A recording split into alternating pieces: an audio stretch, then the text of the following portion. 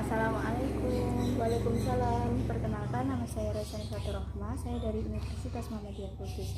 Oh ya, selanjutnya saya mau bertanya kepada Ibu. Nama Ibu siapa ya? Ibu Ulfa. Biasanya dipanggil siapa, Bu? Ulfa. Di sini tujuan saya untuk memberitahu tentang sholat. Apakah Ibu bersedia? Iya, baik, saya bersedia, Mbak. Ini membutuhkan waktu sekitar 10 menit. Sebelumnya saya akan menjelaskan tentang pengertian sholat.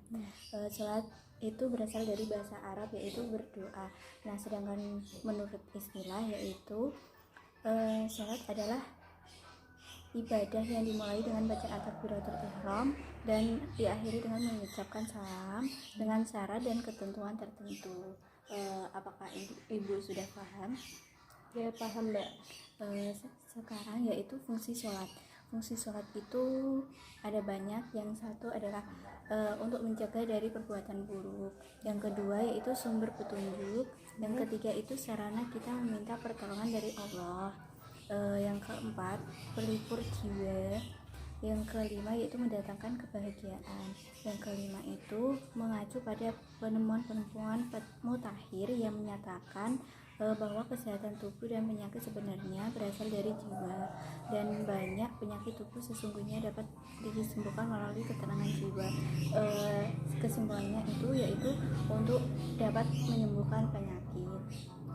Nah, sedangkan fungsi utamanya sholat itu adalah sebagai sarana beribadah kepada Allah Subhanahu wa Ta'ala, mengembangkan keimanan kepada Zat yang Maha Kuasa dan Maha Penyayang, kecintaan dan keimanan, serta mempertahankan akhlak merupakan fasilitas yang dianugerahkannya kepada kita untuk meningkatkan kualitas hidup kita sehari-hari.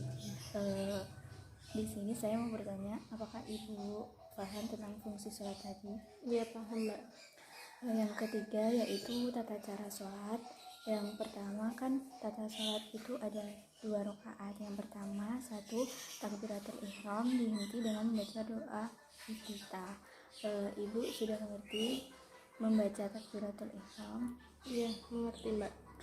Yang kedua yaitu membaca surat Al-Fatihah. Ibu pasti sudah tahu Al-Fatihah, surat Al-Fatihah itu pasti sudah paham ya. Iya.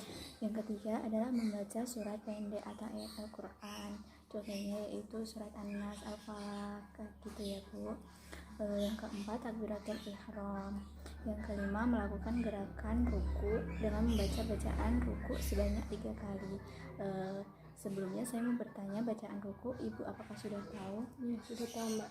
Yang keenam melakukan gerakan i'tidal dengan membaca bacaan i'tidal sebanyak 3 kali. Bacaan i'tidal sudah tahu ya, Bu, pastinya. Yang ketujuh yaitu melakukan gerakan sujud dengan membaca bacaan sujud sebanyak 3 kali. Pasti sudah tahu ya, Bu, bacaan sujud 3 kali. Yang ke-8 yaitu duduk di antara 2 sujud. Yang ke-9 yaitu sujud dengan membaca bacaan sebanyak 3 kali. Yang ke-10 yaitu bangkit dari sujud untuk melakukan rakaat selanjutnya. Sebelumnya saya mau bertanya, pada rakaat pertama apakah Ibu ada yang belum tahu? Sudah. Selanjutnya yaitu rakaat kedua. Rakaat 2 itu membaca surat Al-Fatihah seperti tadi ya, Bu. Yang kedua adalah membaca surat atau ayat dalam Al-Quran seperti rakaat pertama tadi. Yang ketiga yaitu ruku seperti tadi rakaat pertama ya, Bu. Yang keempat adalah i'tidal. Yang kelima adalah sujud. Yang keenam duduk di antara 2 sujud. Yang ketujuh melakukan gerakan sujud. Yang ke-8 yaitu duduk tahiyat akhir jika melakukan sholat wajib berjumlah 2 rakaat, sedangkan yang rakaatnya lebih dari 2 rakaat melakukan duduk tahajud awal. Sebelumnya saya mau bertanya kepada Ibu, apakah dari rakaat pertama sampai rakaat kedua ada yang belum dipahami? Penyakit yang bisa disembuhkan dengan sholat yaitu diantaranya adalah sholat tahajud. Yang pertama yaitu penyakit diabetes. Yang kedua itu mencegah pembengkakan jantung. Yang ketiga adalah mencegah penyakit hipertensi atau hipotensi. Yang keempat adalah lebih sabar serta tak gampang marah. Yang kelima, hemoterapi kanker tanpa ada efek samping. Nah, dari itu penyakit yang bisa disembuhkan karena apa? Karena kan sholat seperti olahraga, jadi bisa menyembuhkan penyakit.